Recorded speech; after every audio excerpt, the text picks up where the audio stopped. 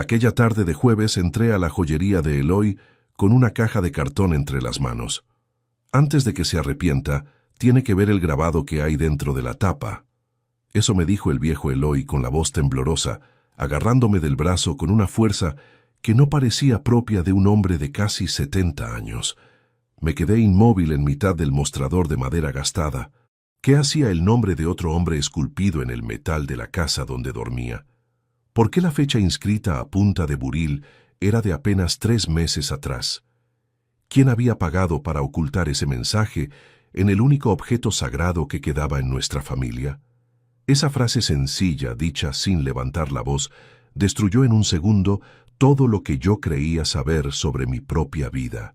Hoy estoy sentado aquí contándoles esto, porque en los días que siguieron tomé una decisión en absoluto silencio, una decisión de la que no me arrepiento. Pero para que entiendan lo que pasó ese día, primero necesitan saber quién era yo. Me llamo Baltasar. Tengo 48 años y desde los 18 me gano el pan como relojero y restaurador de mecanismos antiguos. Hasta esa tarde pensaba que mi vida era, si no perfecta, al menos estable. Mi taller no es grande, pero huele al aceite fino de ballena que usaba mi viejo, al latón pulido y a la madera de roble de las cajas que arreglo desde hace 30 años. Mis manos no saben hacer otra cosa que manejar la pinza pequeña y la lupa de pala. Cuando uno pasa 10 horas al día mirando el corazón de un reloj de pared, aprende que si un solo diente de la rueda está torcido, tarde o temprano todo el mecanismo se traba y la hora se detiene. A Sonia la conocí hace 20 años, en una feria de antigüedades en el barrio viejo.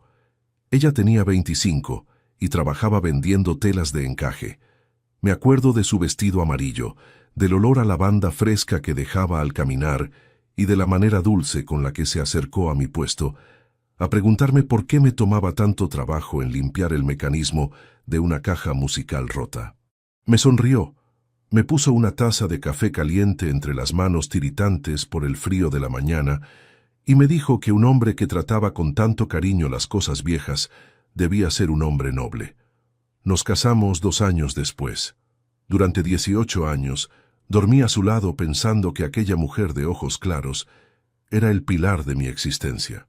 Lo que construí con mis manos, la casa solariega de 2 pisos que heredé de mi padre y el taller que amplié ladrillo a ladrillo, no representaban dinero para mí. Representaban la memoria de mi sangre, el sudor de mi viejo y el techo donde pretendía envejecer en paz. Antes de morir, mi padre me entregó en su lecho un juego completo de lupas de pala y 3 pinzas finas de acero suizo que él mismo había traído de su primer empleo. Baltasar, me dijo aguantando el dolor, con estas herramientas nunca te va a faltar el pan, pero acuérdate de que la precisión no sirve de nada si no sabes mirar lo que hay detrás del cristal. Le prometí cuidar ese juego de herramientas como a mi propia vida, y desde entonces descansan en la primera gaveta de mi mesa de trabajo, envueltas en un paño de terciopelo verde. ¿Hubo señales antes de aquella tarde en la joyería? Claro que las hubo. El problema es que uno siempre prefiere llamar cansancio a la traición. Hace 8 meses, Sonia empezó a cerrar la puerta de la sala cuando atendía llamadas por el teléfono de casa. Si me acercaba, me decía con una sonrisa tensa que era su hermano Genaro Ruiz, que andaba buscando trabajo y no quería preocuparme con sus deudas. Yo asentía y me volvía al taller. Hace 4 meses noté que guardaba los papeles de las contribuciones de la casa en su armario bajo llave, algo que jamás había hecho en casi 2 décadas. Cuando le pregunté, me besó la frente y me dijo que yo trabajaba demasiado, que ella solo quería aliviarme de la carga administrativa para que mis ojos no sufrieran tanto frente al quinqué. Y yo, ingenuo, me lo creí. Pensé que era el desgaste natural de los años, la rutina de 2 personas que ya se conocen de memoria. Qué ciego fui. Volvamos a la joyería de Eloy, al punto exacto donde me quedé congelado frente al mostrador. El viejo Eloy sacó la pinza de punta fina que guardaba en su bolsillo delantero, la misma con la que examinaba los broches de plata que la gente humilde llevaba a empeñar los fines de mes. Apoyó el reloj sobre la almohadilla de cuero negro. El objeto no era un reloj cualquiera. Era una pieza de bolsillo de oro y plata con doble tapa de rosca que había pertenecido a la abuela de Sonia. Se suponía que mi esposa lo guardaba en el fondo del joyero como un recuerdo sagrado. Aquella mañana, mientras juntaba trapos viejos y marcos de cuadros rotos para donar a la tienda de cosas usadas de Eloy, encontré el reloj metido en una bolsa de tela debajo de unas sábanas viejas. Pensé que Sonia lo había olvidado allí durante la última limpieza y decidí llevárselo a Eloy para que le diera una limpieza al cristal antes de devolvérselo a mi esposa como una sorpresa. «Mire con atención, Baltasar», murmuró Eloy acercando la lámpara de brazo articulado. Con un movimiento certero de la pinza, el viejo joaldero hizo saltar el borde de la bisagra interna, esa segunda cubierta que protege la maquinaria contra la humedad y el polvo. El metal brilló bajo la luz amarilla. Allí, grabado con trazo fino y reciente, sobre la capa de latón que nadie ve a simple vista, había 3 líneas inscritas a mano. No me lo tienen que creer, pero les juro que las piernas me temblaron como si se me hubiera roto un hueso por dentro. Leí la primera línea. El nombre completo de mi esposa, Sonia Dolores Ruiz. Leí la segunda línea, una fecha exacta, el 14 de noviembre de ese mismo año. Exactamente 3 meses atrás. Y leí la tercera línea, la que me congeló la sangre en las venas. La tercera línea no llevaba mi nombre. Llevaba el nombre de un hombre que yo conocía muy bien, un sujeto de corbata fina y maletín de cuero que se presentaba en mi taller 2 veces al año para certificar la firma de mis facturas. El notario Efraín Villalobos. Junto al nombre de ese hombre no había una dedicatoria de amor, ni un verso, ni una felicitación. Había una cifra exacta grabada entre paréntesis, $280,000. Y justo debajo de los números, una palabra corta que me hizo un nudo seco en la garganta. Adelanto. Eloy, le dije, y mi propia voz me sonó como la de un extraño que hablaba desde el fondo de un pozo. ¿De dónde sacaste esto? Usted mismo me lo trajo en la caja de cartón hace 1 hora, Baltasar, me respondió el viejo, mirando de reojo hacia la calle desierta a través del cristal del escaparate. Pensé que quería empeñarlo. Pero cuando abrí la cubierta protectora para pesar el oro, me encontré con esa marca. Ese grabado no se hizo con un buril cualquiera, es el trabajo de un profesional. ¿Y esa cifra? Baltasar, nadie graba una suma de dinero dentro de un reloj, a menos que la pieza sea la garantía secreta de un trato que no puede firmarse en un papel legal. Me quedé mirando el grabado sin pestañear. La aguja del segundero del reloj seguía avanzando con un chasquido sordo, indiferente a la catástrofe que acababa de abrirse ante mis ojos. Tic-tac, tic-tac. Ese sonido que me había acompañado durante toda mi vida laboral, de repente sonaba como una bomba a punto de estallar. Guarden ese detalle, guárdenlo bien, porque un relojero no olvida la forma en que encajan las piezas. Me guardé la pieza de oro en el bolsillo interior del saco, apretando el metal contra mi pecho, como si temiera que el contacto con el aire pudiera borrar aquella prueba monstruosa. Le di las gracias a Eloy con un apretón de manos frío y salí a la calle. El sol de la tarde pegaba de lleno en las aceras del barrio, pero yo sentía una helada por dentro que me llegaba hasta la médula de las vértebras. Caminé las 6 cuadras que me separaban de mi casa sin mirar a nadie. Los vecinos me saludaban al pasar. La señora del pan me sonrió desde la puerta de su almacén, pero yo era un fantasma que caminaba entre los vivos. Al llegar a la esquina de mi calle, vi el automóvil negro del notario Efraín Villalobos estacionado justo frente a la puerta de mi taller. La luz de la oficina de la planta baja estaba encendida, pero las persianas de madera estaban bajadas casi hasta el borde del alféizar. Me acerqué a la ventana lateral, la que da al pequeño callejón por donde saco el serrín y los restos de madera de la carpintería. Apoyé la oreja contra el cristal helado. No escuché gritos, no escuché una discusión. Lo que escuché desde el otro lado fue el choque suave de 2 copas de cristal, celebrando algo en la oscuridad de mi propio hogar. La vida que yo había tardado 30 años en construir se acababa de terminar en esa misma esquina, y yo todavía no tenía la menor idea de cuán profundo era el pozo en el que me habían enterrado. El metal de la picaporte de la puerta trasera Quemaba como un pedazo de hielo pegado a la piel de mis dedos. No entré por la puerta principal. Me descalcé en el callejón, dejando mis zapatos de trabajo escondidos detrás del barril, donde junto el serrín de los marcos de roble, y me deslicé hacia el interior de la casa, utilizando la entrada del depósito de maderas. Conocía cada pulgada de esa tarima. Sabía exactamente qué tabla gemía bajo el peso de un hombre y qué ángulo del pasillo permanecía en penumbra, incluso con las luces del vestíbulo encendidas. Subí los 3 escalones del depósito con la lentitud de una sombra. Mi respiración olía a la rancia humedad de los trapos viejos que traía de la joyería, pero mis ojos no se apartaban de la rendija del armario empotrado que divide mi taller de la sala de visitas. Era un ropero antiguo de doble fondo que yo mismo había instalado 10 años atrás para guardar las herramientas finas y los repuestos de latón. Me metí allí entre el olor a alcanfor y la tela pesada de los abrigos de invierno, apoyando el pómulo contra la madera agrietada de la pared trasera. A través de la pequeña junta de la cortina de la sala los vi. Sonia estaba sentada en el sillón de orejas, el mismo donde solía bordar por las tardes. Llevaba puesta la blusa de seda azul que le regalé para nuestro último aniversario. Frente a ella, apoyando un maletín de cuero negro sobre la mesa de centro, estaba el notario Efraín Villalobos. Tenía la corbata floja y sostenía un vaso de vidrio gordo donde el hielo crujía suavemente dentro del ámbar del ron. «El documento ya está listo en el sistema», dijo Efraín, haciendo correr la cremallera de su maletín con un chasquido metálico que vibró en mi caja torácica.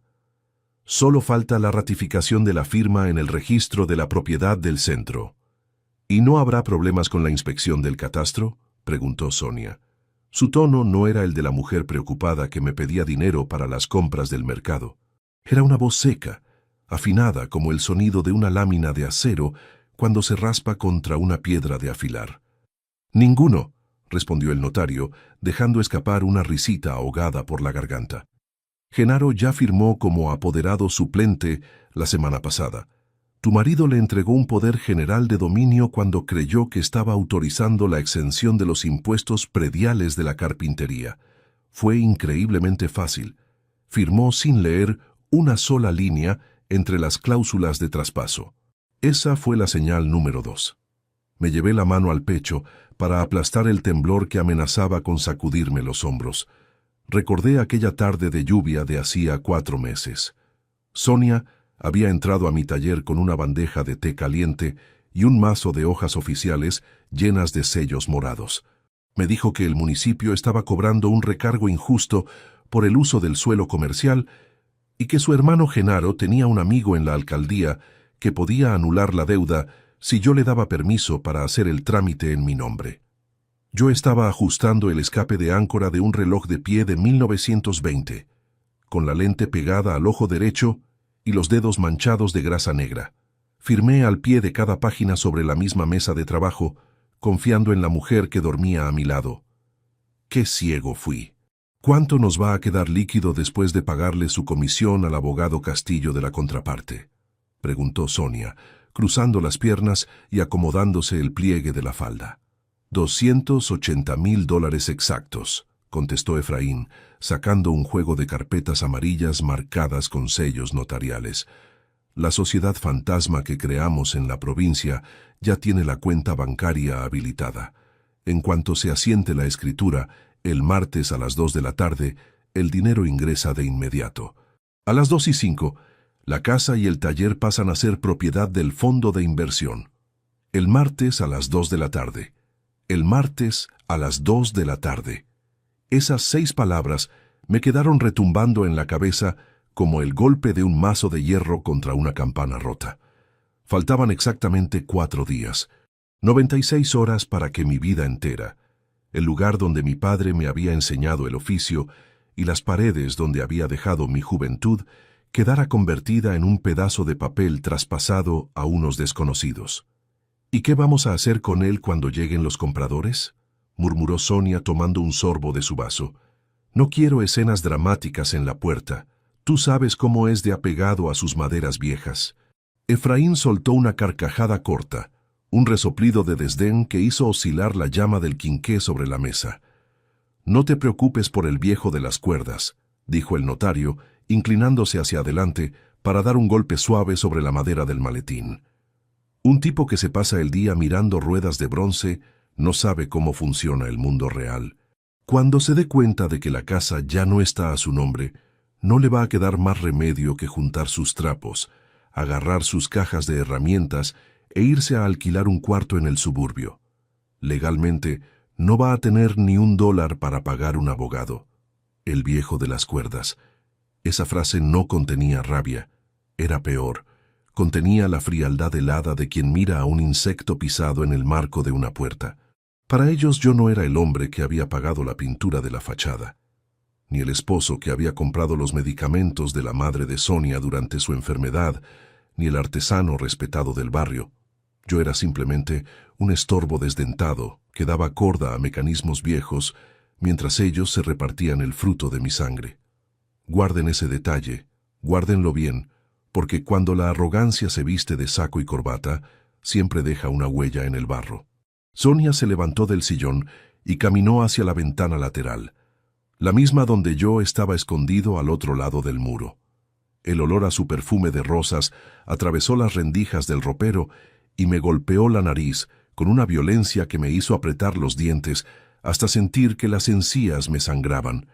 Estaba tan cerca que podía ver el brillo de los anillos en su mano derecha, los mismos anillos que yo le había comprado vendiendo un reloj de pared francés de 3 pesas. «Genaro está asustado, Efraín», dijo ella en voz baja mirando hacia la oscuridad del callejón. «Ayer me llamó llorando desde la estación. Dice que si Baltasar sospecha algo, la policía va a revisar las firmas de la procuración». «Tu hermano es un imbécil que se ahoga en un vaso de agua», respondió Efraín con fastidio, levantándose de la silla para servirse más ron. «Baltasar no sospecha absolutamente nada. Sigue creyendo que tú eres la esposa santa que le cuida los papeles. Mañana por la mañana le dices que necesitas $5,000 en efectivo para la operación de la vista de tu tía en el norte. Se los va a dar sin pedir un solo recibo. Ese hombre vive en el siglo pasado». Sopló el aire con fuerza por la boca, sacando una hoja arrugada del bolsillo interior de su saco. «Además», añadió el notario, bajando la voz hasta convertirla en un murmullo espeso, «mañana a primera hora, Genaro va a firmar la segunda declaración en la notaría, la que dice que el taller tenía una deuda de hipoteca previa conmigo desde hace 3 años. Con eso, aseguramos que, incluso si él intenta anular el traspaso de la casa, el taller queda embargado de forma automática».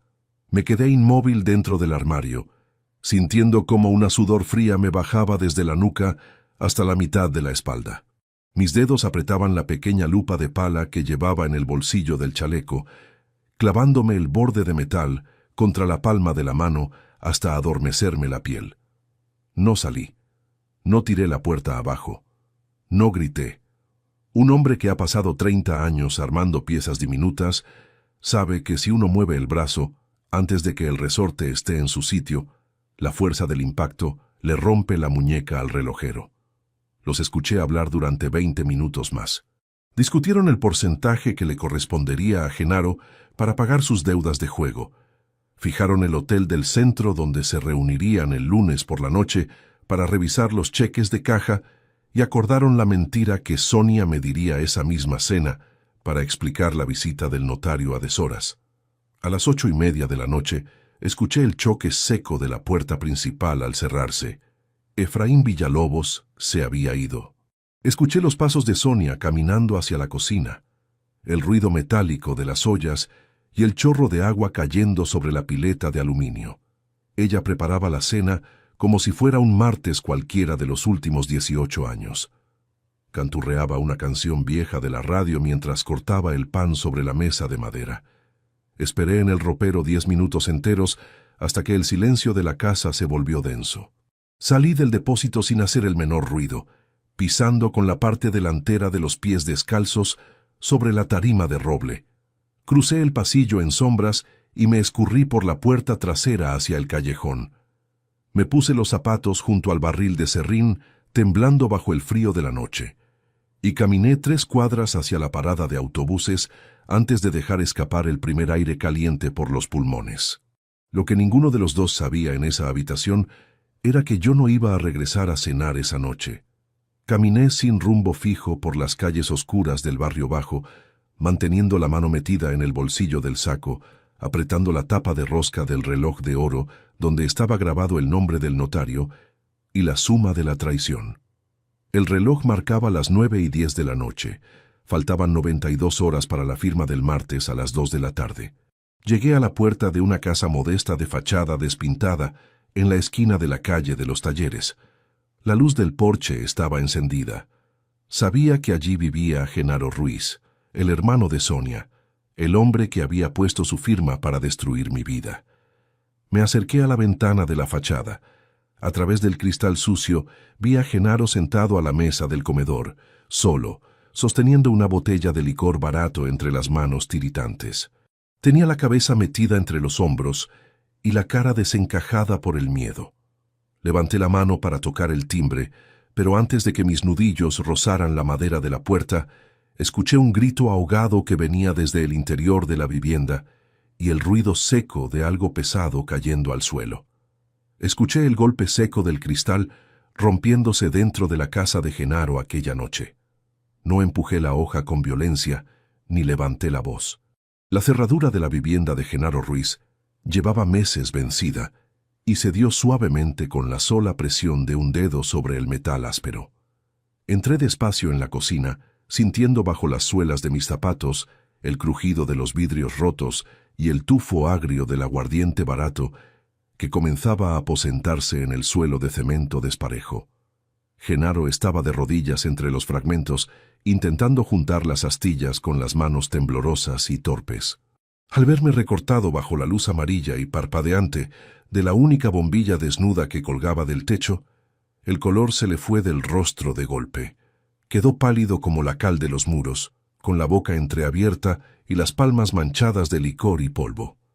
«Baltasar, ¿qué haces aquí?», balbuceó arrastrándose hacia atrás sobre el piso frío hasta chocar con la espalda contra la pata de la mesa de pino. «Te juro que no es lo que piensas, hermano. Te lo juro por la memoria de mi madre». No apreté los puños. No di un solo paso intimidante ni alcapé el brazo. Me senté en la única silla de madera que permanecía recta, acomodé las solapas de mi saco de paño y apoyé las manos abiertas sobre la superficie sucia de la mesa. La calma absoluta de mis movimientos parecía asustarlo más que si hubiera entrado tirando las cosas al suelo. «Cuéntame todo, Genaro», le dije con una voz limpia, pausada, que apenas resonaba en las paredes desnudas. «Desde la primera hoja que me pusiste enfrente sobre la mesa de mi taller». El hermano menor de Sonia rompió a llorar sin disimulo, apretando la cara contra las rodillas. No hizo falta presionarlo ni amenazarlo con la policía. La culpa que llevaba atragantada desde hacía meses le desbordó la garganta en cuanto me vio mirar la miseria de su habitación. Con los dedos tiritantes y sudorosos, metió la mano debajo del cajón inferior del mueble de la cocina y sacó una carpeta de cartón marrón, manchada de grasa de comida y humedad acumulada. «Efraín me tenía acorralado por las deudas de la gallera», confesó con la voz rota, hincando la cabeza entre los hombros, incapaz de sostenerme la mirada un solo segundo. «Fueron $8,000 de juego que no pude pagar la primavera pasada. El notario me dijo que si aceptaba firmar los documentos como apoderado suplente, él rompía mis pagarés y me daba $10,000 más cuando se vendiera todo por los $280,000. Sonia me juró que no te ibas a quedar en la calle, que te comprarían una casita pequeña en el campo. Es solo un trámite, Genaro», me repetían los dos a todas horas. «Es solo un trámite». Esas 4 palabras quedaron flotando en el aire enrarecido de la cocina mientras el olor a tabaco rancio se volvía casi insoportable.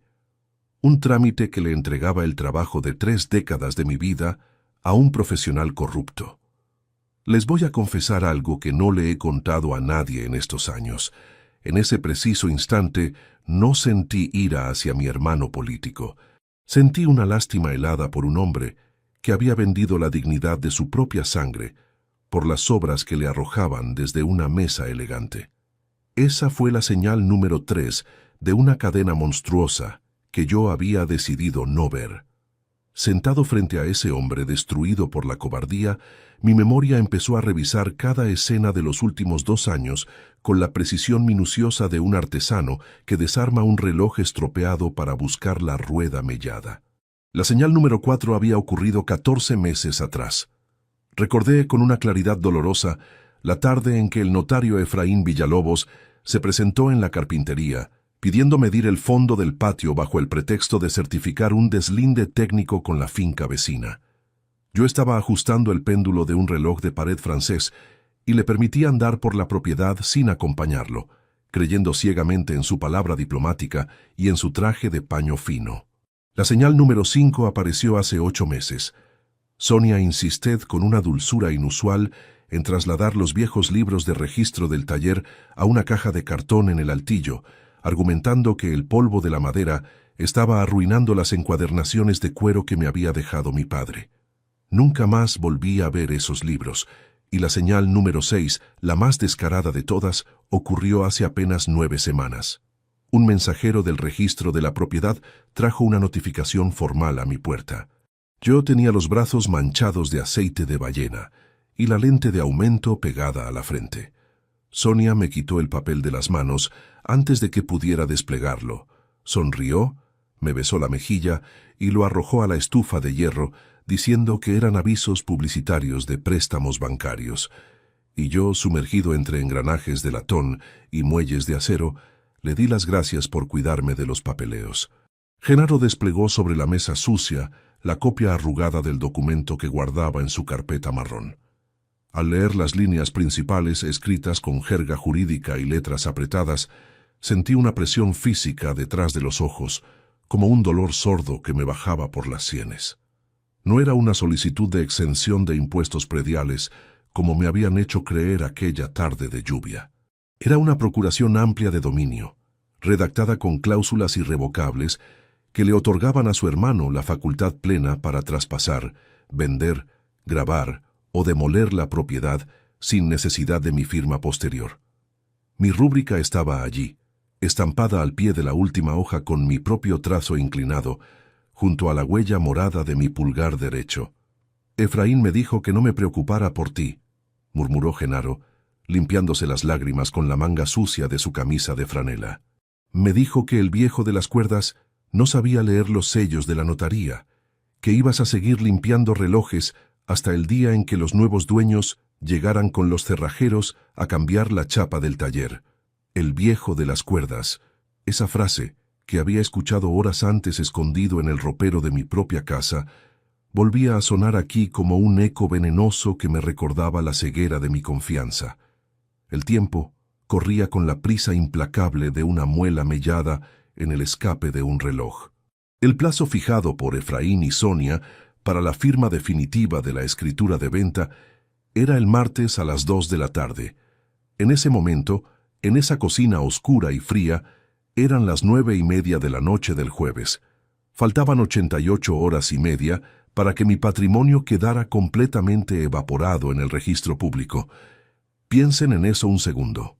96 horas antes, yo era un maestro relojero de 48 años, convencido de la estabilidad de su hogar y de la devoción de su esposa.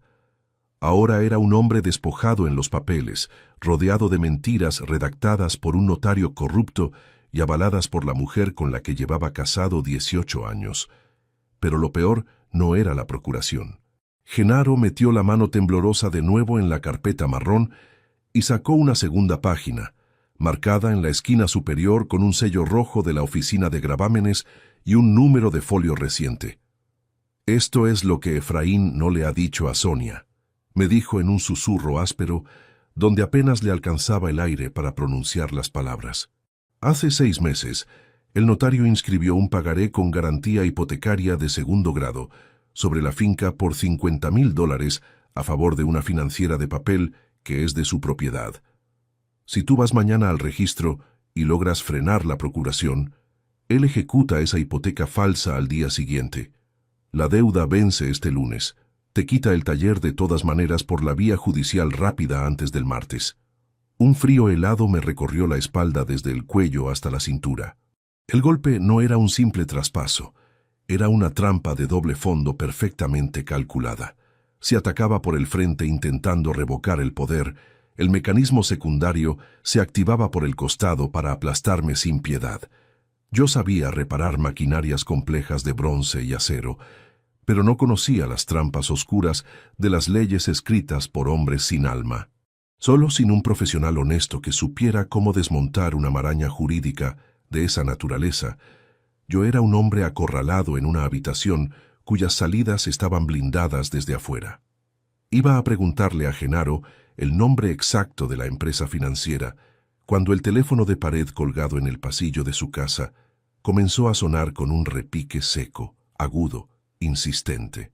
Genaro se congeló en la silla, mirando hacia la penumbra del pasillo con los ojos desorbitados por el terror, mientras el timbre metálico cortaba el silencio de la noche una y otra vez.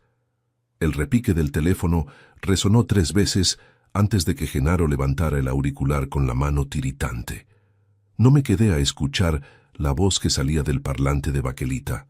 Le hice una seña seca con el índice en los labios. Recogí la carpeta de cartón marrón de la mesa y salí a la calle por la puerta trasera antes de que él tuviera tiempo de decir mi nombre. La noche de viernes comenzaba a enfriarse, y una neblina baja subía desde el arroyo, trayendo consigo un tufo a moho y barro que se me metió en el fondo del pecho. A las 8 de la mañana del viernes me encontraba ya en el despacho del doctor Hugo Castillo, en el segundo piso de un edificio de ladrillos despintados cerca del Tribunal del Centro. El doctor Castillo era un hombre de 55 años, con el cabello completamente cano y unas gafas gruesas que le colgaban del cuello por un cordón de cuero. Su oficina no tenía lujos, apenas estantes de roble cargados de tomos de jurisprudencia, el olor denso del papel viejo y una cafetera de peltre que chiscaba suavemente sobre una hornilla eléctrica en el rincón. Escuchó mi historia durante 3/4 de hora sin interrumpirme ni una sola vez. Mientras yo hablaba, él observaba detenidamente los folios arrugados de la procuración y la hoja del pagaré hipotecario de $50,000 que le había sacado a Genaro. «Señor Baltasar», dijo finalmente, apoyando los codos sobre el escritorio de Guayacán pulido y mirándome por encima de sus lentes. «Esto que le han hecho no es una estafa improvisada. Es una red de contención bien tejida. Imagínese una trampa para ratones construida dentro de un reloj de caja. Si usted pisa el resorte del frente para desactivar el poder, el muelle del costado salta y le clava la hipoteca. Si usted ataca a su esposa, el notario Efraín Villalobos firma el traspaso de la propiedad a la sociedad fantasma antes de que el juez reciba su escrito. ¿Entonces no hay forma de parar esto?», le pregunté, sintiendo un sudor pegajoso en las palmas de las manos. «La hay, pero exige una disciplina absoluta», me respondió el abogado, golpeando el borde de la mesa con una lapicera de metal. «Usted tiene que obedecer una sola regla a partir de este segundo. La regla del silencio absoluto. Ningún reclamo en la mesa de la cena. Ninguna mirada de enojo. Ninguna variación en su rutina de trabajo. Si ellos notan una sola grieta en su comportamiento habitual, Efraín acelera la venta en la notaría privada este mismo fin de semana y estamos perdidos. La única ventaja real que tenemos en este minuto es que ellos están convencidos de que usted no sabe nada». «Que no sé nada», repetí en voz baja. «Que no sé nada». Esas 4 palabras tenían la fuerza de una navaja bien afilada. Ellos creían que yo seguía siendo el tonto confiado que se pasaba el día limpiando muelles de acero sin mirar los documentos que firmaba. «El plazo vence el martes a las 2 de la tarde», continuó el doctor Castillo, sacando un cuaderno de notas y anotando números con trazo firme. «Nos quedan exactamente 90 horas. En este momento, la procuración que firmó a favor de Genaro es completamente legal a los ojos del registro de la propiedad. No podemos revocarla de forma ordinaria, porque el trámite tardaría 2 semanas en procesarse en la oficina central. Lo que vamos a hacer es armar un expediente de nulidad por vicio de consentimiento y fraude notarial, apoyado en la prueba física que usted encontró». Sacó de una funda de plástico el reloj de bolsillo que yo le había entregado al sentarme. Con una pequeña linterna de inspección, examinó el grabado oculto dentro de la doble tapa de rosca. Esta inscripción con la cifra de $280,000 y la firma de Efraín Villalobos es una joya procesal, murmuró el abogado con una leve sonrisa en los labios. Un notario no puede tener intereses económicos directos sobre los bienes de los actos que certifique. Esto demuestra el dolo. Pero necesitamos conectar esta prueba con el libro de protocolos de la notaría antes del martes al mediodía. Salí del despacho del doctor Castillo a las 10:30 de la mañana, con el corazón latiéndome como un escape desbocado. La estrategia estaba trazada, pero sostener la farsa dentro de mi propia casa era una prueba que amenazaba con quebrarme por dentro. Llegué a mi taller a las 11. Al abrir la puerta de madera, el olor habitual a aceite de ballena y serrín me pareció extraño, como si perteneciera al recuerdo de un hombre que había muerto el día anterior. Sonia estaba esperándome junto a la mesa de trabajo. Llevaba puesto su delantal blanco de cocina y sostenía una taza de manzanilla caliente entre las manos. Al escuchar mis pasos, se giró con esa sonrisa serena que me había acompañado durante 18 años. «Baltasar, mi amor, ¿dónde estabas?», me dijo, acercándose a mí para acomodarme el cuello de la camisa con una delicadeza que me hizo erizar el vello de los brazos. «Anoche no viniste a cenar. Estaba preocupadísima. Genaro me dijo que te vio pasar cerca de su barrio, pero que te notó distraído. Qué ingenuo fui durante años creyendo que la dulzura era siempre reflejo de la pureza. Estuve en la carpintería del sur buscando unas maderas de roble seco para el reloj de pared del cliente del centro. Le mentí, mirando fijamente el botón superior de su delantal para no tener que sostenerle la mirada. Mi propia voz sonó lisa, pareja, desprovista de cualquier rasgo de rabia. Me asombró la facilidad con la que la mentira me brotó de los labios. «Ah, qué bueno», respondió ella, dejando la taza sobre la mesa de trabajo a escasos centímetros de la primera gaveta donde descansaba el paño de terciopelo verde con las herramientas de mi padre. «Oye, Baltasar, hablando de cosas guardadas, hoy en la mañana estuve buscando el viejo reloj de bolsillo de oro de mi abuela en el joyero de la recámara y no lo encontré por ninguna parte. ¿Tú no lo habrás visto entre los trapos del altillo?» Me congelé por una fracción de segundo. Lo que ninguno de los dos decía en voz alta en ese rincón del taller era que ese reloj ya estaba guardado en la caja fuerte del despacho del doctor Castillo, congelado como la prueba principal que podía llevar a su amante notario a la cárcel. «Tal vez lo traspapelaste cuando hiciste la limpieza de la sala el mes pasado», le contesté con lentitud, tomando una lima fina para simular que pulía un engranaje de latón. «Si aparece entre las cajas de maderas viejas, te lo pongo sobre la cómoda». Sonia me miró durante 3 segundos eternos. El silencio en el taller se volvió tan denso que podía oírse el crujido del quinqué sobre la repisa. Por un instante, el rostro de mi esposa perdió la suavidad habitual y sus pupilas se contrajeron con una dureza metálica que jamás le había visto. Fue un chispazo rápido, una máscara que se corrió 1 milímetro antes de volver a colocarse en su sitio. «Está bien, viejo», murmuró ella, dándome una palmada suave en el hombro antes de dar media vuelta hacia la cocina. «No te olvides de que el martes viene el notario Villalobos a revisar la pintura del techo. Quiere asegurarse de que todo esté en orden». El viejo volvió a usar la palabra corta con la que me condenaban en sus conversaciones secretas. Me quedé solo en el taller. Apoyé las 2 manos sobre la mesa de trabajo de mi padre y dejé caer la cabeza hacia adelante. Sentí que las piernas me temblaban tanto que tuve que sujetarme del borde de roble para no irme al piso. La presión acumulada durante las últimas 36 horas me explotó en el pecho en forma de una respiración entrecortada y caliente que tuve que ahogar contra la manga de mi chaleco para que nadie me escuchara llorar a solas. Tragué saliva, me sequé el rostro con el paño del serrín y miré el reloj de pared que colgaba frente a mi puesto. Las agujas marcaban las 12 del mediodía del viernes. Faltaban exactamente 74 horas para el plazo del martes a las 2 de la tarde.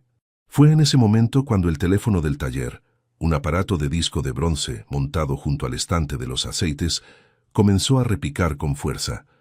Descolgué el auricular con la palma húmeda. —¿Baltasar? —resonó la voz agitada del doctor Hugo Castillo desde el otro lado de la línea. Escúcheme con atención y no diga mi nombre. El notario Efraín Villalobos acaba de adelantar el trámite de certificación. No va a esperar al martes. Presentó una solicitud de urgencia en el juzgado de guardia para validar la venta este mismo lunes a primera hora.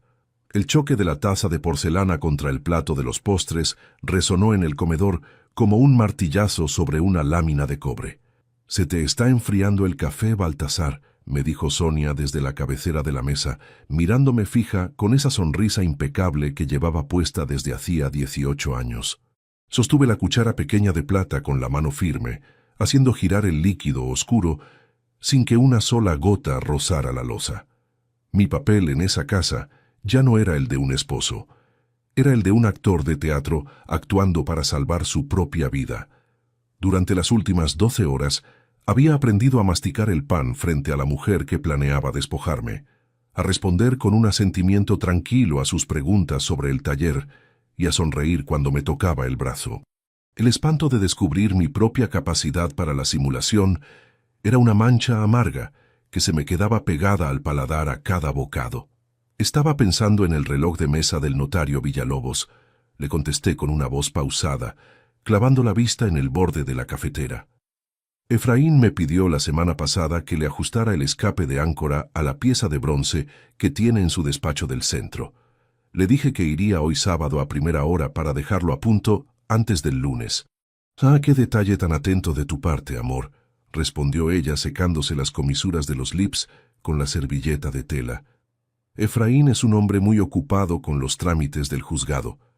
Le va a encantar que le ahorres el viaje hasta acá». «Le va a encantar». Esa frase suave escondía el anzuelo que el doctor Castillo me había ayudado a trazar tras la llamada telefónica del viernes. Si el notario pretendía adelantar la validación de la venta para el lunes por la mañana, yo necesitaba obtener el número de registro notarial de la procuración falsa antes de que cayera la tarde del sábado, y la única forma limpia de conseguir ese dato sin levantar sospechas era entrar en su propio territorio usando la mejor máscara que tenía: mi oficio de artesano. A las 9:15 de la mañana del sábado, crucé el umbral de la notaría de Efraín Villalobos en la calle de los Tribunales. El aire del lugar olía a cera de piso barata, a papel viejo guardado en carpetas de cartón y al humo denso de los cigarrillos finos que el notario fumaba sin parar. «Maestro Baltasar, qué sorpresa tenerlo por aquí un sábado», dijo Efraín, levantándose de su sillón de cuero verde tras un escritorio de caoba lleno de sellos morados y tinteros de cristal. Tenía la chaqueta de paño desabrochada y una mueca de fastidio que intentó camuflar con un gesto cordial de la mano. «Pensé que los relojeros no trabajaban los fines de semana». «El tiempo no descansa, don Efraín», le dije, mostrando la caja de herramientas de madera de nogal que llevaba bajo el brazo, la misma que heredé de mi viejo. «Usted me dijo que ese péndulo adelantaba 3 minutos al día y no me gusta dejar trabajos pendientes para la semana que viene». El notario me señaló con el dedo índice la repisa del rincón donde reposaba un reloj de mesa selva negra de 1910, con la caja de bronce trabajada a mano. «Ahí lo tiene», me respondió, dándome la espalda para revisar una pila de folios notariales sobre su mesa. «Trabaje tranquilo. Tengo que revisar unos escritos del registro antes de salir a la reunión del mediodía».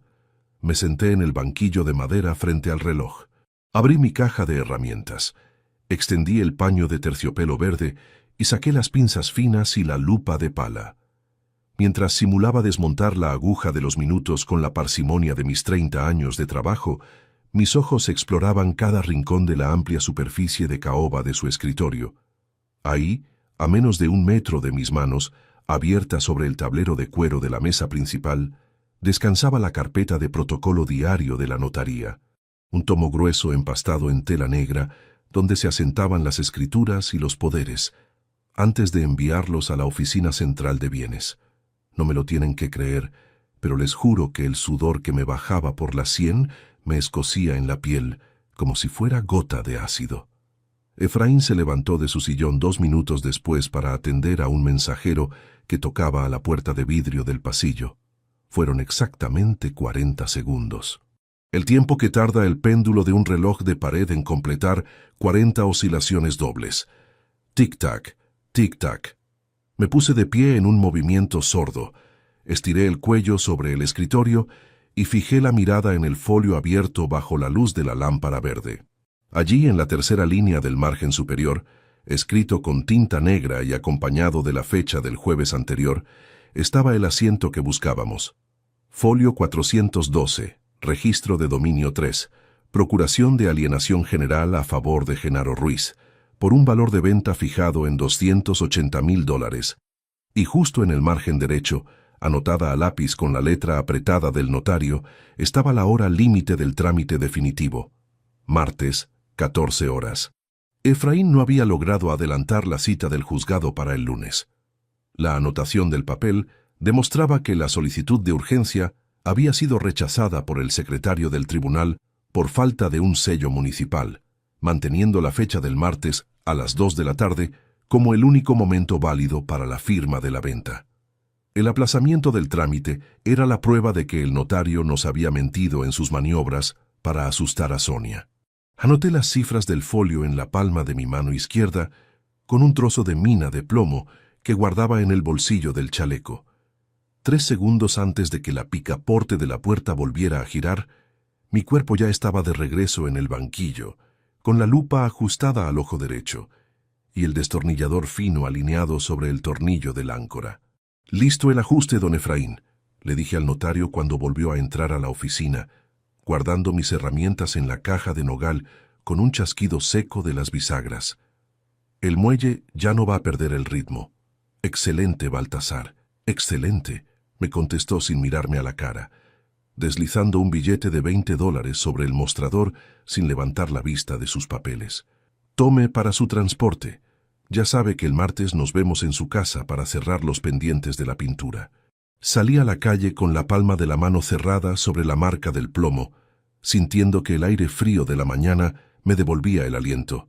Caminé 2 cuadras hasta la cabina telefónica de la plaza central. Introduje la moneda de metal, marqué el número del despacho del doctor Castillo y le dicté las cifras del folio sin vacilar una sola vez. «Tenemos el número exacto del protocolo, doctor», le dije, apretando el auricular de baquelita contra la oreja. Folio 412. Registro de dominio 3. La venta se mantiene fijada para el martes a las 2 de la tarde. Faltan 72 horas. «Magnífico trabajo, Baltasar», me respondió el abogado con la voz serena. «Con ese número puedo solicitar la certidumbre de nulidad preventiva de inmediato. Pero escúcheme bien, usted guardó la prueba física en un lugar seguro, ¿verdad?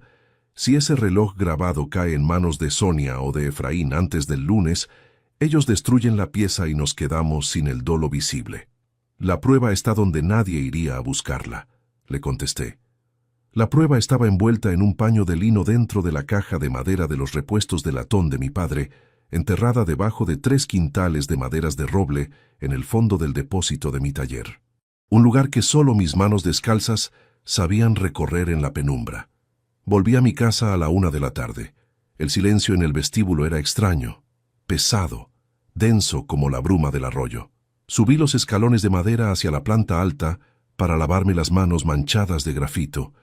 Al pasar frente a la puerta abierta de nuestra recámara, me detuve en seco. Sonia estaba de pie en el centro de la habitación, de espaldas a la entrada. Tenía el cajón inferior de mi cómoda de ropa completamente desempotrado y arrojado sobre la cama. En su mano derecha sostenía la pequeña caja de herramientas de madera de nogal que mi padre me había regalado al morir, la misma que yo solía usar para los trabajos delicados de la casa. «¿Qué estás buscando ahí, Sonia?», le pregunté desde el marco de la puerta, con una voz helada que resonó en el cuarto como un golpe de chapa. Ella dio un brinco involuntario, dejando caer la caja sobre las sábanas. Al girarse hacia mí, vi que la suavidad de su rostro había desaparecido por completo. Tenía la respiración agitada, las manos manchadas del polvo acumulado en los rincones del mueble y los ojos encendidos por una furia descontrolada. «¿Dónde pusiste el reloj de mi abuela, Baltasar?», me gritó en la cara, dando un paso violento hacia donde yo estaba parado. Sé que lo sacaste de mi joyero esta semana. Efraín me acaba de llamar por teléfono. Me dijo que te vio salir de la notaría con esa cara de imbécil que pones cuando estás tramando algo. No te hagas el bobo de la casa conmigo. El bobo de la casa. Una nueva variación de la misma frase cruel con la que se referían a mí a mis espaldas. No retrocedí un solo centímetro. Me quedé inmóvil en el umbral, mirándola fijamente a los ojos, mientras el reloj de pared del pasillo marcaba la 1:15 de la tarde del sábado. El reloj de la abuela está guardado en el banco del centro, Sonia. Le mentí con una calma feroz que le hizo dar un paso atrás. Lo llevé a evaluar ayer en la mañana para venderlo y pagar la deuda de impuestos prediales de la que me hablaste el mes pasado. Pensé que querías aliviar la carga de la casa. Sonia se me quedó mirando con la boca abierta, paralizada en mitad de la habitación, sin saber si creerme o abalanzarse sobre mi cuello. En ese preciso momento, desde el piso de abajo, el timbre de la puerta principal volvió a sonar con 3 golpeteos secos y urgentes que retumbaron en la madera de la entrada. 3 golpetes secos en la madera de roble de la entrada hicieron vibrar el cristal del tragaluz.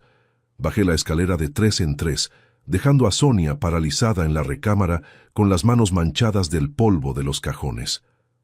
Al abrir la hoja de la puerta principal, el frío del mediodía me pegó en la cara. No era el notario. Era el viejo Eloy, que vestía su abrigo raído de paño gris y apretaba contra el pecho una carpeta de cuero agrietado. «Suba al auto que está a la vuelta, Baltasar», me dijo el viejo joaldero en un murmullo que apenas cruzó sus labios. «El abogado Castillo lo está esperando. Encontraron algo en los archivos antiguos que cambia todo». Le hice una seña con la cabeza. Volteé hacia el pasillo para gritarle a Sonia que salía a entregar un presupuesto de carpintería y cerré la puerta con un golpe seco. Nos subimos al viejo vehículo azul del doctor Castillo que permanecía estacionado debajo de los álamos de la esquina. El interior del coche olía a humo de tabaco barato y a tapicería húmeda. El abogado no saludó. Desplegó sobre el asiento trasero 3 folios amarillentos cubiertos de sellos notariales y firmas borrosas. «Mire estos nombres, Baltasar», dijo el doctor Castillo señalando con el dedo índice los documentos. «Hace 3 años, el herrero Valenzuela perdió su taller de la calle Sur por una supuesta procuración de dominio firmada a favor de un sobrino. Hace 2 años, el carpintero Mendoza perdió la casa de su padre bajo el mismo esquema. En ambos casos, el notario que certificó los poderes fue Efraín Villalobos. En ambos casos, las propiedades terminaron vendidas por $280,000 a la misma financiera de papel. Un patrón. Esa palabra no escrita flotaba en el aire del coche como una mancha de aceite sobre agua limpia. Efraín Villalobos no improvisaba con mi familia. Tenía un método pulido durante años para despojar a los artesanos viejos del barrio, aprovechándose de nuestra costumbre de trabajar con las manos y confiar en la palabra empeñada. Esta revelación cambió algo en el fondo de mi estómago. Lo que hasta esa mañana había sido una batalla amarga para salvar mi casa y mi taller, se convirtió en algo distinto. Ya no era solo una defensa personal contra la traición de Sonia, era la oportunidad de aplastar una maquinaria siniestra que ya le había arruinado la vida a otros trabajadores honrados de mi comunidad. «Esto cambia nuestra posición en el juzgado», explicó el abogado, ajustándose las gafas gruesas. «Si presentamos el testimonio de Valenzuela y la pericia del grabado del reloj al mismo tiempo, la acusación deja de ser un pleito civil entre cónyuges y se convierte en una causa penal por fraude continuado y falsedad documental. Pero tenemos un problema grave». «¿Qué problema?», pregunté sintiendo un nudo ciego en el cuello.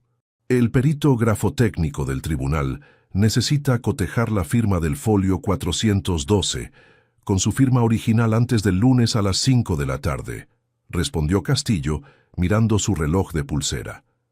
«Si la pericia no se anexa al expediente preventivo antes de que cierre la mesa de entradas del juzgado, el juez de guardia no puede emitir la orden de paralización para la cita del martes a las 2 de la tarde. El lunes a las 5 de la tarde. Faltaban exactamente 52 horas para que se venciera el plazo de la mesa de entradas, y apenas 72 horas para la cita fatal del martes a las 2 de la tarde en la notaría. «Tengo las herramientas de mi padre», dije de pronto, recordando el paño de terciopelo verde que descansaba en mi taller. Mi viejo me enseñó a tomar improntas de metal y tinta sobre papel vegetal para verificar la profundidad de las marcas en los mecanismos. Puedo traerle la muestra de mi firma tomada con el mismo tipo de pluma que usaron en la notaría. «Hágalo», ordenó el abogado. «Pero hágalo con un testigo neutral.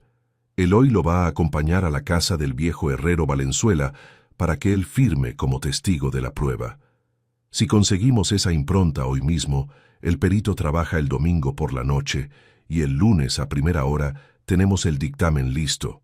Lo que ninguno de los tres sabía en ese momento era que Efraín Villalobos ya había colocado un vigilante en la esquina de mi calle. Regresé a la carpintería a las 3 de la tarde. Entré por el callejón trasero sin hacer ruido, pisando las hojas secas acumuladas junto al barril de serrín. El taller estaba a oscuras. El olor a pino recién cortado y al lubricante de los engranajes se mezclaba con el aroma a lavanda que delataba la presencia reciente de Sonia en la planta baja. Me acerqué a mi mesa de trabajo de roble. Abrí la primera gaveta, saqué el paño de terciopelo verde y tomé el juego de lupas de pala y las pinzas de acero suizo que me había dejado mi padre. Junto a ellas guardaba un frasco de tinta de nuez y 3 plumas de latón antiguo con las que registraba las reparaciones en la libreta de cuero. Al darme vuelta para salir hacia la puerta trasera, una sombra cortó la luz que entraba por el tragaluz del techo. Genaro Ruiz estaba parado en el umbral del depósito de maderas. Llevaba una chaqueta de cuero raída y sostenía en la mano derecha una barra de hierro oxidado que solía usar para trancar el portón de la calle. Tenía la cara hinchada, los ojos inyectados en sangre y un aliento agrio a licor que llenó el espacio en pocos segundos. «No puedes salir de aquí, Baltasar», murmuró Genaro, alzando la barra metálica con un temblor violento en los brazos. «Efraín me dijo que si te veía salir con carpetas o herramientas, te encerrara en el depósito hasta el martes. Me prometió que me daba los $10,000 hoy mismo si evitaba que te encontraras con el abogado». No retrocedí. Tampoco levanté los puños ni busqué un martillo sobre la mesa. La calma de 30 años de oficio se me aposentó en las vértebras como una armadura de hierro frío. «Genaro», le dije con una voz limpia, pausada, mirándolo directamente a la pupila. «Tú sabes quién hizo el grabado dentro del reloj de oro de la abuela. Tú sabes que la firma de Efraín está ahí dentro junto a los $280,000. El hermano de Sonia parpadeó 2 veces, confundido por la serenidad de mis palabras. La barra de hierro bajó 2 centímetros en su mano. «Efraín te va a dejar solo en cuanto firme la venta», continué, dando un paso lento hacia adelante sobre las virutas de madera, sin rozar su cuerpo. «A los artesanos, como tú o como yo, nos llaman el viejo de las cuerdas a nuestras espaldas. Nos usan para firmar los papeles y después tiran la llave al arroyo. Pregúntale al herrero Valenzuela qué le dieron cuando le quitaron el taller hace 3 años. «El herrero Valenzuela», repitió Genaro en voz muy baja, dejando caer el nombre como una piedra pesada en un pozo seco. «El herrero Valenzuela». Ese nombre actuó en la mente de Genaro como una descarga de agua helada. Él conocía a Valenzuela. Sabía que el viejo herrero vivía ahora alquilando un cuarto miserable en la periferia tras perder el trabajo de toda su vida a manos de la misma notaría. Los brazos de Genaro cedieron por completo. La barra de hierro cayó sobre la tarima de roble con un golpe seco que resonó en todo el edificio. El hombre se dejó caer de rodillas entre el serrín, cubriéndose la cara con las palmas sucias, sollozando con la desesperación de quien descubre que ha estado cavando su propia tumba. «Toma las llaves del coche de Efraín», me dijo Genaro entre lágrimas, sacando un manojo de metal del bolsillo de su chaqueta sin mirarme. «Está estacionado en el pasaje de los Álamos. En el maletero hay una duplicado de la carpeta del juzgado que él guardó por si Sonia intentaba traicionarlo a él también. Esa fue la última prueba que nos faltaba». Tomé las llaves de la mano de Genaro, me guardé las herramientas de mi padre en el bolsillo del saco y salí corriendo por el callejón de las maderas hacia el vehículo del notario. El reloj de la iglesia del centro comenzó a dar las 4 de la tarde del sábado. Faltaban exactamente 25 horas para que el perito grafotécnico tuviera que entregar el dictamen en el juzgado de guardia y 46 horas para la cita del martes a las 2 de la tarde. Llegué al pasaje de los Álamos con la respiración entrecortada y los pies ardiendo dentro de los calzados de trabajo. Metí la llave en la cerradura del maletero del auto de Efraín y levanté la tapa metálica con un crujido sordo. Allí, dentro de una caja de cartón cubierta con una lona impermeable, no solo estaba la carpeta duplicada del juzgado. Había un cuaderno azul con espiral donde el notario había anotado a mano los nombres, las fechas y los montos exactos de las 5 propiedades de artesanos que pensaba rematar en los próximos 6 meses. Y el primer nombre en la lista de la página siguiente era el de una persona que yo conocía muy bien. Giré la página con los dedos temblorosos y leí el nombre completo, escrito con tinta roja al pie de la hoja, justo antes de que el motor de un camión pesado rugiera en la esquina del pasaje y cortara la luz de la calle. El reloj de pared de la notaría central dio la primera campanada de las 2 de la tarde del martes. Sonia estaba sentada a la cabecera de la mesa de caoba del salón de actos, impecable, luciendo un abrigo de paño crema y los labios pintados de un rojo suave. A su derecha, el notario Efraín Villalobos ajustaba la pluma estilográfica de oro sobre el protocolo folio 412, esbozando esa sonrisa autosuficiente que solía reservar para los clientes adinerados. Frente a ellos, 2 inversionistas de traje oscuro revisaban los documentos de la sociedad fantasma para estampar la firma final del traspaso por los $280,000. «Todo está perfectamente en regla», anunció Efraín, haciendo sonar la junta de los dedos con la naturalidad administrativa de quien firma la compra de un saco de harina. Solo falta la rúbrica de la señora Sonia como apoderada general para culminar el acto. En ese instante preciso, antes de que la pluma tocara el papel, la puerta doble de roble del salón se abrió de par en par.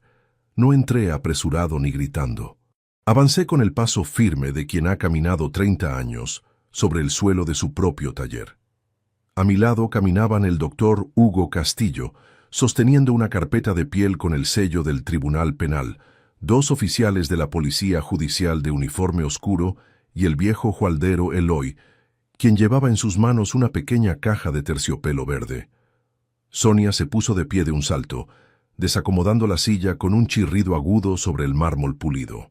«Baltasar, ¿qué significa esta ordinariez?», exclamó ella, adoptando esa voz dulce de esposa lastimada que también conocía.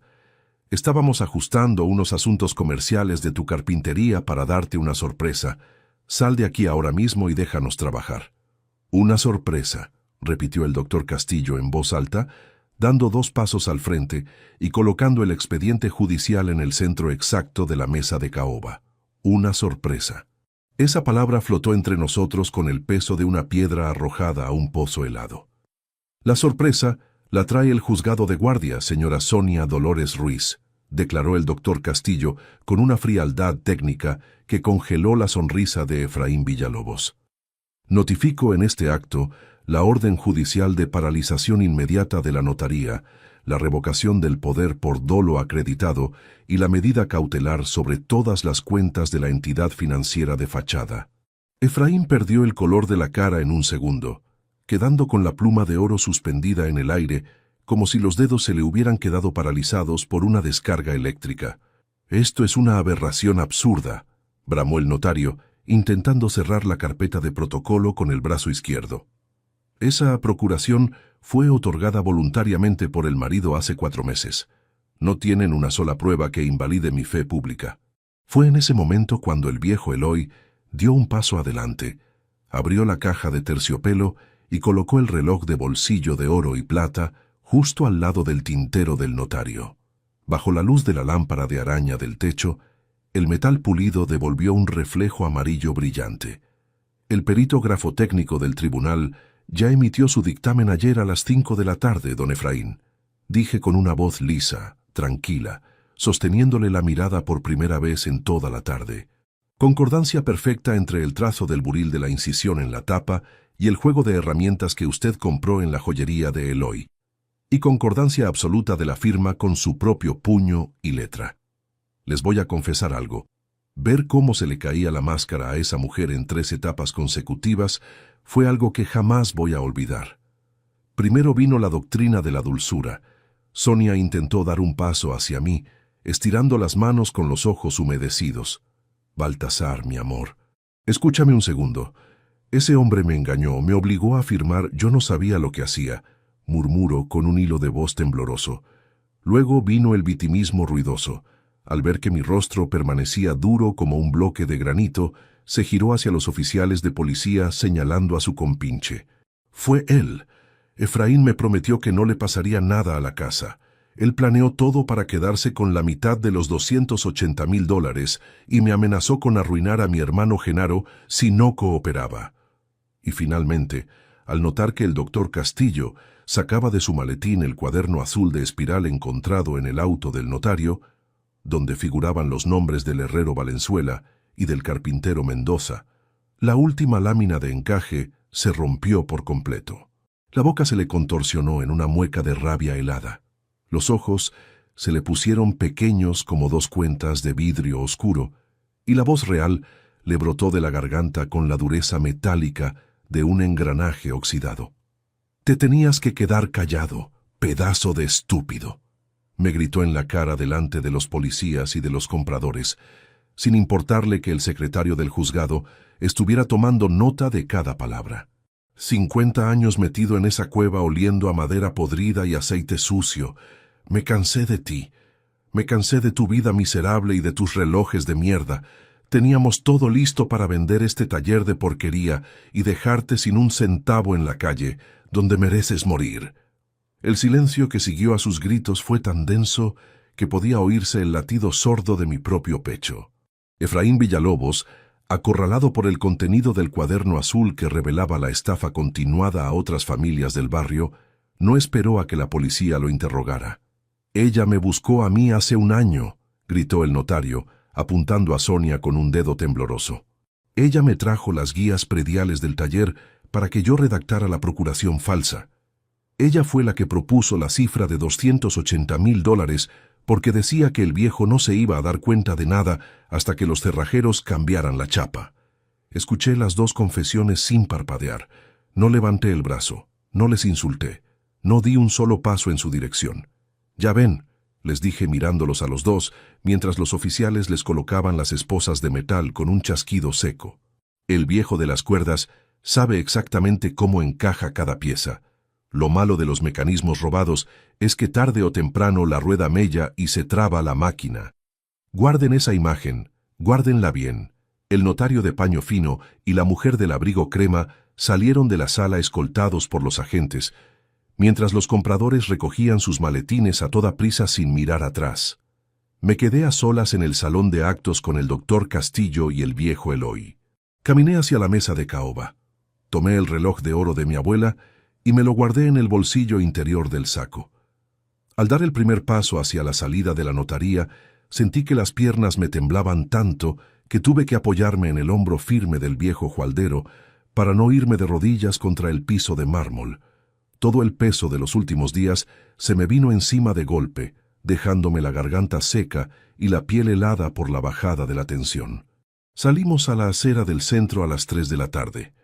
El sol brillaba con fuerza sobre los tejados del barrio viejo y el aire fresco de la calle me llenó los pulmones por primera vez en 1 semana. Sin embargo, cuando el doctor Castillo abría la puerta de su automóvil para llevarnos de regreso al taller, el secretario del tribunal salió corriendo por las escalinatas de la notaría, agitando una carpeta blanca en la mano. «Señor Baltasar, espere», me gritó el funcionario desde la puerta.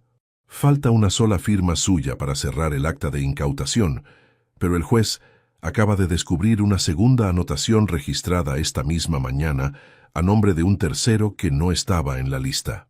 El papel blanco que el secretario del tribunal sostenía entre sus dedos tiritantes olía a tinta fresca de mimeógrafo. «Falta su firma aquí, señor Baltasar», me dijo el funcionario, señalando la última línea de un acta adicional donde aparecía anotado el nombre del herrero Valenzuela. Esa segunda anotación no era una nueva trampa contra mí. Era la devolución formal de los libros de registro que el notario Efraín Villalobos le había confiscado al viejo herrero 3 años atrás. Firmé la hoja sobre la barandilla de piedra de las escalinatas del juzgado, usando la pluma de latón antiguo de mi padre. Al entregar el folio, supe que la justicia, aunque a veces camina con los pies de plomo, cuando llega de la mano de la verdad, aplasta el fraude sin dejar piedra sobre piedra. La resolución de nuestro caso fue completa y sin fisuras. El juez penal anuló en 24 horas la procuración fraudulenta, la garantía hipotecaria de $50,000 y las actas de traspaso por los $280,000. La casa de 2 pisos y la carpintería volvieron a estar registradas a mi solo nombre en el catastro municipal. El destino de los culpados no tardó en cumplirse con la precisión de una sentencia matemática. El notario Efraín Villalobos fue condenado a 14 años de prisión en la Penitenciaría Central por fraude notarial continuado, falsedad documental y asociación ilícita. Perdió su licencia de por vida y sus bienes personales fueron rematados para indemnizar al herrero Valenzuela y al carpintero Mendoza, devolviéndoles la tranquilidad a sus familias tras años de miseria. Sonia Dolores Ruiz recibió una pena de 8 años de cárcel como coautora del delito de estafa patrimonial. Durante el juicio intentó apelar pidiendo clemencia por sus 18 años de matrimonio, pero las grabaciones y las confesiones del cuaderno azul no dejaron espacio para la duda. Hoy duerme en una celda fría del pabellón sur. Genaro Ruiz, por haber colaborado voluntariamente desde el sábado, entregando las llaves del auto y la carpeta duplicada, recibió una condena condicional de 2 años con trabajo comunitario en los talleres del municipio. Quedó libre de prisión, pero la vergüenza le pesará en los hombros mientras viva en este barrio. En cuanto a la división de los bienes del divorcio, tomé una decisión que sorprendió a todos en el tribunal. No me quedé con un solo centavo de las indemnizaciones punitivas, ni quise conservar el dinero de las benfeitorias. Creé un fondo de aprendizaje bajo el nombre de mi padre para financiar los estudios de 6 jóvenes huérfanos del barrio que quieran aprender el oficio de la carpintería y la relojería de precisión. La honra no se mide por lo que uno acumula en una caja fuerte, sino por lo que se transmite a las manos que vienen detrás. A mi querido aliado inesperado, el viejo Eloy, le retribuí su valor con algo que solo yo podía hacer. Traspasé el 30% de la propiedad de mi nueva área de restauración a su nombre y pasé 2 meses enteros arreglando cada uno de los relojes antiguos de su tienda. Hoy, la casa de antigüedades de Eloy tiene en la fachada un letrero de roble pulido que dice «Taller de restauración y joyería Eloy en Baltasar». El viejo ya no pasa fríos a fin de mes ni teme que le cierren la tienda. Regresé a mi casa a las 5 de la tarde de un viernes soleado, 3 meses después del juicio. El taller olía a pino fresco, a barniz de copa y al aceite de ballena de siempre. Me senté en mi mesa de trabajo de roble, encendí el quinqué de bronce y saqué del paño de terciopelo verde el juego de lupas de pala y las 3 pinzas finas de acero suizo que me había dejado mi padre al morir. Tomé el reloj de bolsillo de oro y plata de la abuela, el mismo que había desatado esta tormenta al ser donado por error en la joyería. Con el buril fino de la carpintería, pulí la superficie interna de la doble tapa de rosca hasta borrar por completo el nombre de Efraín Villalobos, la fecha de noviembre y los $280,000. En su lugar, grabé una frase sencilla con la fecha de ese mismo día. La precisión de las manos limpia la mancha del engaño. Cerré la tapa del reloj con un chasquido suave y metálico. El segundero avanzaba con un ritmo constante, sereno, marcando el pulso de un hombre nuevo que había dejado morir al hombre ingenuo del pasado. Aquella tarde de jueves, entré a la joyería de Eloy con una caja de cartón entre las manos. Y menos mal que entré. Queridos amigos que me han acompañado hasta este minuto de la historia, les agradezco de todo corazón que se hayan quedado sentados a mi mesa, escuchando este relato hasta el final. Para un hombre humilde que trabaja con las manos, saber que alguien al otro lado de la pantalla se toma el tiempo de escuchar su verdad significa más de lo que las palabras pueden expresar. Me gustaría hacerles una sola pregunta directa, de corazón. Si ustedes hubieran estado en mi lugar aquella tarde en que descubrí el grabado dentro del reloj, ¿habrían guardado el silencio absoluto como lo hice yo para juntar las pruebas? ¿O habrían encarado a Sonia en ese mismo instante? Me encantaría leer lo que piensan aquí abajo. También me daría un gusto enorme saber desde qué ciudad y desde qué país nos están escuchando hoy. Me da una alegría muy grande ver en la sección de comentarios cómo personas de tantos lugares lejanos y hermosos se reúnen en este rincón para compartir estas historias de vida. Si esta historia les tocó el alma o les dejó alguna enseñanza sobre la importancia de cuidar lo que construimos con esfuerzo, les pido que se suscriban al canal y le dejen un gusta a este video. Hacerlo no les cuesta nada, pero a nosotros nos ayuda muchísimo a seguir trayendo cada semana relatos reales como este, para que más personas atentas aprendan a proteger su patrimonio y no caigan en las trampas de los malos profesionales. Cuídense mucho, cuiden a sus familias y que nunca les falte el pan ni la paz en sus hogares. Un abrazo muy fuerte para todos.